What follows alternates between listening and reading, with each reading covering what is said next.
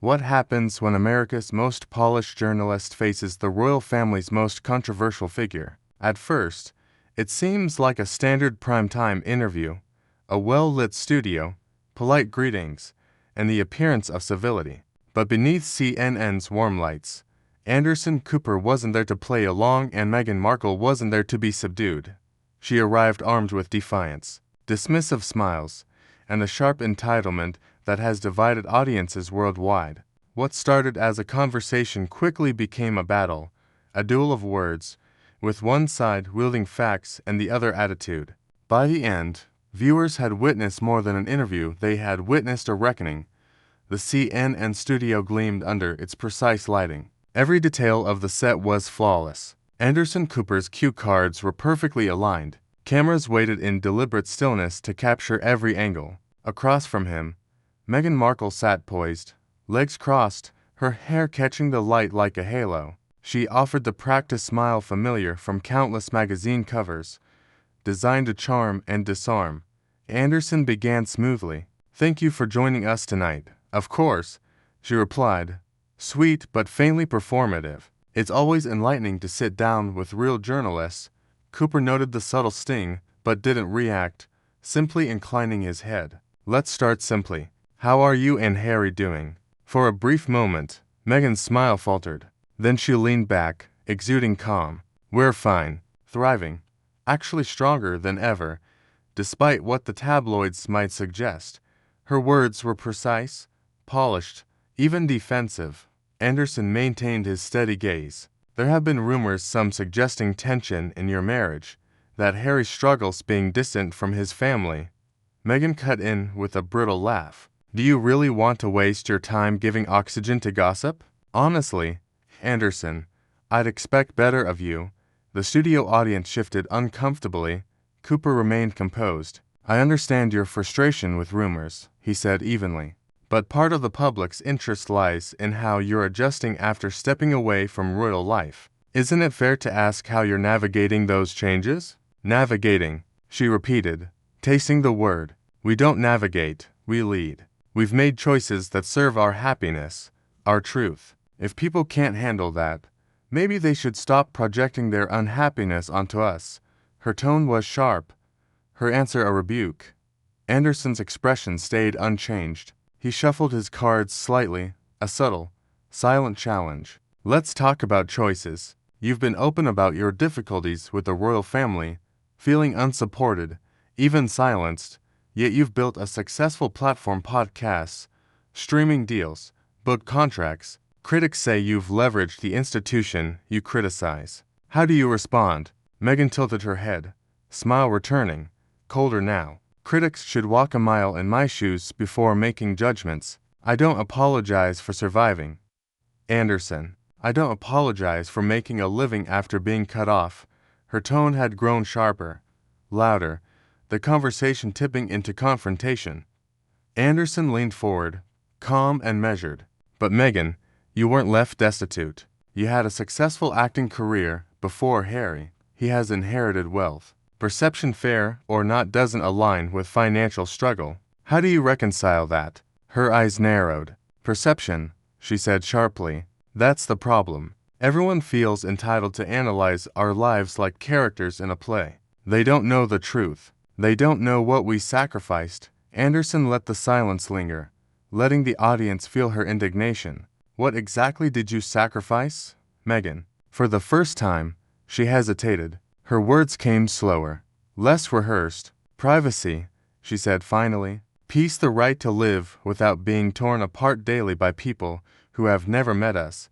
Anderson nodded thoughtfully, a flicker of steel in his blue eyes. "Yet here you are, sitting before millions, telling your story on your terms. Doesn't that contradict the desire for privacy?" Meghan bristled. "It's not a contradiction. It's control. We choose what to share. That's our right, of course," Anderson replied smoothly. "But that also makes you public figures open to questions about your choices. You can't demand privacy while commanding a global spotlight without scrutiny. That's the balance journalism requires." The studio hummed with tension. Meghan crossed her legs tighter, hands clasped in her lap. The practiced charm was thinning. Something colder seeped through. Balance, she repeated, voice dripping with disdain. Funny, Anderson. You talk about balance, yet you sit there with the same smug authority as every man who's ever tried to diminish me. Her words struck like a slap in the quiet studio. Anderson blinked once, slowly, but stayed calm, even gentle. I'm not diminishing you, Meghan. I'm holding you accountable. There's a difference. Her laugh was sharp and humorless. Accountable to whom? To you. To the press that twists every word I say.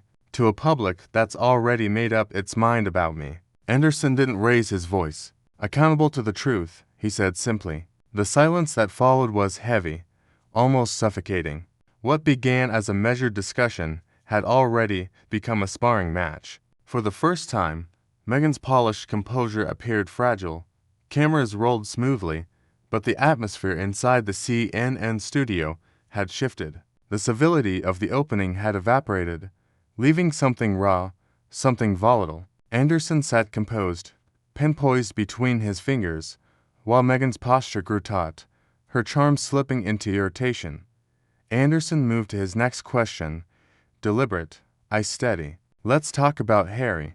He's spoken often about the toll this has taken, the distance from his family, the loss of military roles he once valued. How is he adjusting? Meghan's expression froze for a fraction of a second, then she offered the practiced smile, sharper now, like glass catching the light. Harry is thriving. He's never been happier. Actually, we've built a life that reflects our values. So no, Anderson. He's not pining for the past, if that's what you're implying. Anderson nodded calmly. I'm not implying, Meghan. I'm asking. There are reports. Reports. Meghan interrupted, her tone clipped. From which tabloids? The same ones that have stalked us, lied about us, and profited from our suffering. Please, we don't dignify rumors. The audience shifted again, sensing the bite in her words. Anderson, unshaken, continued in his steady, precise voice. Not just tabloids. Those close to the family have suggested Harry feels isolated, caught between two worlds. Do you acknowledge that as a possibility? Meghan's eyes narrowed. Do you acknowledge that maybe Harry makes his own choices? That a grown man can decide for himself where he's happiest? Or do you prefer the narrative that I somehow control him? Anderson leaned forward slightly, calm but firm. It's not about control, Meghan. Before you, Harry was one of the most beloved royals. He had a role, a purpose, a deep connection with the British public. Since stepping away, much of that has eroded. So, it's fair to ask, has your marriage cost him more than it's given him? The question hung in the air like a live wire. Meghan's jaw tightened, her voice cracked with heat. That is insulting. We are partners, equals. Harry didn't lose anything. He gained freedom. He gained love. He gained me. Anderson's gaze didn't waver, and in exchange, he lost his family, his titles, his country's affection. Was that a trade worth making? Her laugh was sharp, humorless. You sound like a bitter royalist who thinks the crown is sacred. Let me remind you, Anderson, we're not living in the 18th century. Harry doesn't need to bow and scrape for anyone's approval. The studio audience murmured. Her words landed like hammer blows, dripping with disdain. Anderson inhaled slowly, maintaining his poise. Let's pivot, then. Before Harry, you had a successful acting career. Many knew you from Suits. Do you ever regret leaving that behind, walking away from a professional identity of your own? Meghan tilted her head, a faint smirk playing on her lips. Regret? Hardly. I outgrew it. Playing dress-up on a TV set is nothing compared to the impact I've made on a global stage. I didn't trade down, Anderson. I traded up. Her tone carried unmistakable confidence.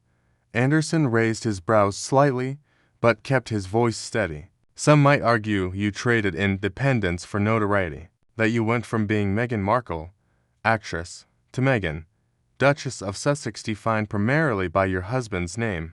Her composure cracked. That's sexist and reductive. I am more than my husband's wife, of course, Anderson replied smoothly. But without Harry, would you be sitting here, on this stage, in front of millions? Would Netflix and Spotify have offered those contracts? Would publishers have chased your story? Her lips tightened into a thin line.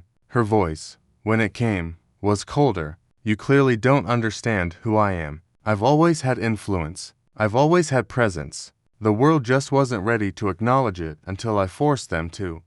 Anderson let the silence stretch, his calm only emphasizing her rising hostility. Then, softly but pointedly, he asked, "Or did the world only notice because of the crown attached to your name?" Ruth's words landed hard. Meghan's eyes flashed, her breath catching audibly. She leaned forward, tone confrontational. "You don't get to decide my worth, Anderson. And frankly, your line of questioning is insulting." Anderson leaned back, composed as ever. His voice, deliberate and calm, carried the weight of someone accustomed to dismantling defenses. "I'm not deciding your worth, Meghan. I'm asking whether the worth you claim was truly earned or borrowed." The audience collectively held its breath. Meghan's smile vanished, replaced by something colder, anger edged with unease. Cracks were beginning to show in her carefully constructed armor. For Anderson, that was the first sign that the real interview had only just begun. The studio air felt heavier. Meghan sat rigid, lips pressed thin, her earlier veneer of charm stripped away. Anderson, by contrast, remained the picture of composure, his notes neatly arranged but barely needed. He had the cadence of a man who knew exactly where this was headed. He began evenly. "Let's address what so many are wondering. You've spoken about the pain of your time in the royal family, but you've also enjoyed global recognition because of it. Without that platform, without the crown's name, do you believe the world would still be listening?" Meghan's eyes narrowed. "So, what? You're saying I'm irrelevant without them?" Anderson didn't flinch. "I'm saying your voice was amplified by the institution you criticize. That's not judgment, it's fact." She leaned forward, tone sharp. "And I suppose you think I should have stayed silent, endured racism, endured being ignored when I begged for help, just to keep the monarchy's spotless image intact." The audience shifted, sensing her rising hostility. Anderson's voice remained calm. "There's a difference between speaking truth to power and building a brand around grievance. Many respected your initial courage, but now some feel the story has been selectively crafted." Meghan let out a bitter laugh. "Selective. That's rich. Anderson, you sit there in your expensive suit and tell me how to tell my story." Anderson's gaze never wavered. "Privilege is being born into a monarchy with palaces, staff, global adoration. Yet the British public, who once welcomed you, now seems divided at best. Why do you think that is?" Her jaw tightened. "Because the British media poisoned them against me. It's that simple." Anderson leaned in slightly, voice firm but calm. "Is it that simple? Or did public affection cool after decisions you made walking away from duties, criticizing the Queen's institution while still using its titles, moving to America, signing lucrative media deals?" Her eyes flashed. "We had to move. We had to protect ourselves." "From what?" Anderson asked softly. "From scrutiny," she replied. "From responsibilities you agreed to when you married into that family." The words cut like glass. Meghan's carefully maintained control faltered, her voice rising. "Responsibilities? You mean servitude?" Smiling and waving while being treated like a burden. "That's not a life, Anderson. That's a prison." Anderson let the silence hang, then asked the question everyone had been waiting for. "Did Queen Elizabeth personally mistreat you?" Meghan hesitated. A flash of calculation crossed her face before she offered a dismissive smile. "I have nothing but respect for the late Queen," she said, clipped and rehearsed. "But the system she embodied? It was archaic, suffocating." Anderson's voice sharpened slightly. "So, it wasn't her personally, it was the system." "The monarchy, exactly," Meghan said quickly, as if relieved to anchor herself in safer territory. "And yet," Anderson continued, nodding, "it's the monarchy that gave you the platform, the attention, the influence. Without it, you were a supporting actress on a cable show. With it, you became a global figure. Doesn't that complicate your narrative?" Her composure snapped. "I don't need a crown to matter, Anderson. I never did. The monarchy needed me more than I needed them. I was the fresh air, the diversity, the modernity they couldn't produce on their own." Gasps rippled through the audience. The arrogance in her tone was undeniable, Anderson pressed on, lips a thin, measured line. That may be how you see it, but from the outside, it looks different. The monarchy has existed for centuries. You were there less than 2 years before walking away. Do you truly believe you changed it, or did it change you? Her laugh was sharp, defensive. I opened eyes. I exposed truths. That's more than most could have done. Anderson leaned back, gaze steady. Or perhaps you burned bridges and called it revolution. The silence that followed was crushing. Meghan's chest rose and fell quickly, anger barely concealed. The audience sat frozen, caught in the tension. Anderson shuffled his notes but didn't look at them. Let's move to your decision to settle in America. Some say it's hypocritical. You left Britain for privacy. Yet here you've pursued podcasts, interviews, documentaries, each one amplifying the attention you claim to despise. How do you reconcile that? Meghan's voice dripped with disdain. It's called survival, Anderson. We were cut off. We had to provide for ourselves. Unlike the institution, nobody pays our bills anymore. Anderson's eyebrow lifted, voice still polite. Except, of course, the streaming giants who paid tens of millions for your story. That doesn't exactly scream hardship. Meghan's cheeks flushed. How dare you reduce everything we've endured to money? It's about security, dignity, protecting our children.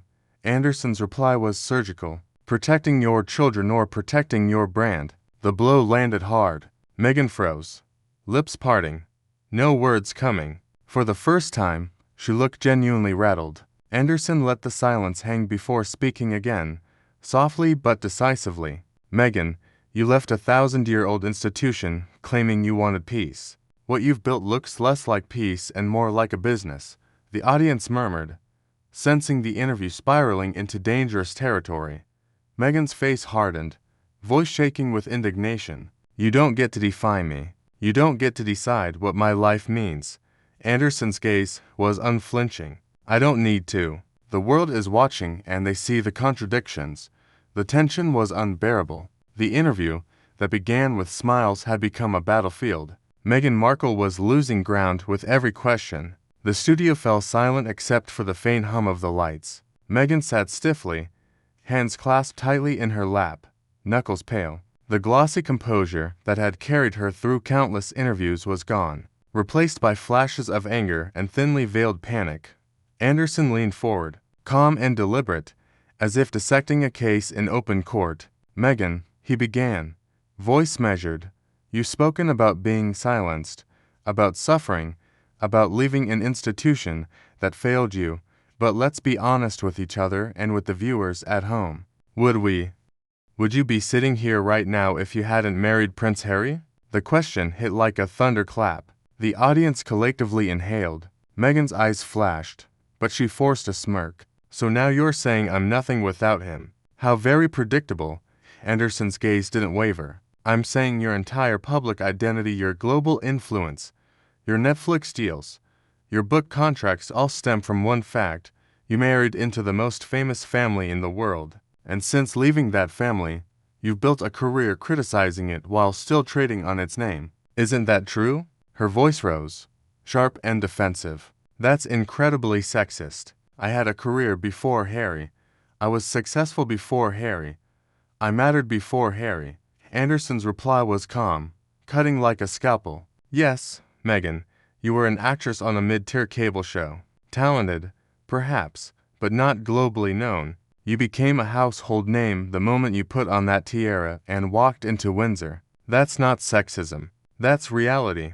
Her mouth opened, but no words came. The silence betrayed her. Anderson pressed on, voice measured, each word sharper than the last. You've made millions from interviews, documentaries, podcasts, all on the back of a name you claim to despise. You say you were silenced, yet no one has spoken more than you. You say you wanted privacy, yet you've lived in the spotlight by choice. You say you were powerless, yet you've leveraged enormous power in shaping the narrative. Meghan, do you see the contradiction? Her composure cracked fully. You don't understand what I've been through, she snapped, voice trembling. You don't understand the pain, the isolation, the fear. You sit there judging me like you know my life, but you don't.